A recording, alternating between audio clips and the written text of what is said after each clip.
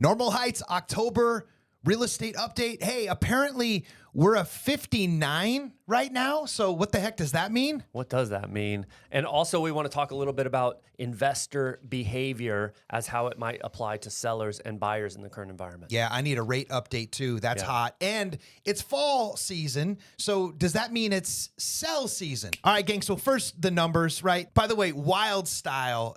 Can you believe that the 116 is currently trending at a medium of like 1.5? I love it. And I know the Kenzies is helping out with that, but gang, 1.5 for the 116. Like that is, I feel like that's doubled in the last like month. People love it here. Probably several years. But this week, so market index action, it's a mouthful, is about 59. That's not great, gang. Last month we were at 60. It's a lot of factors, but the main issue right now it's tracking is deal flow, meaning there's a lack of it, meaning we have a stagnated market where sellers don't want to bust out, buyers don't want to bust in, and it's drastically affecting the health of our local market. Yeah, that makes a lot of sense, especially when we start seeing the lack of inventory and what that's doing to buyers, right? We have additionally rates are going up. Story of the day, every day. By the way, hold on. Why are rates going? Because if you watch, we're actually curbing effectively CPI and inflation numbers. So why are they still going up? Yeah, so they are, but they're not to where the Fed wants them to be. And so what we're seeing is that while inflation has come down,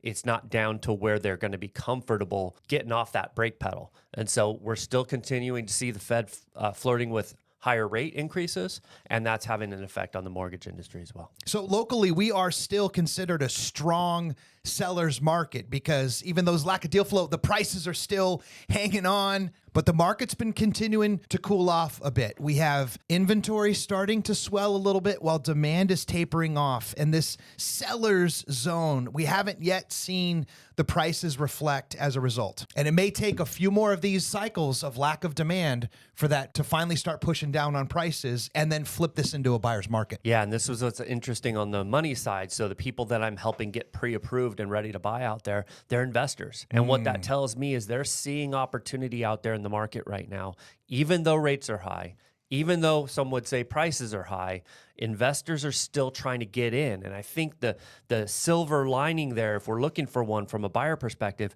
is that means that people still see value in the market, even with all these factors.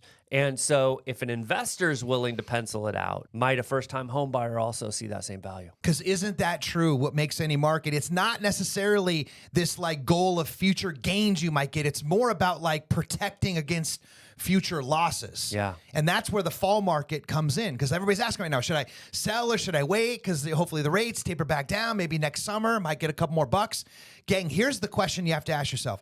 What are you doing after you sell?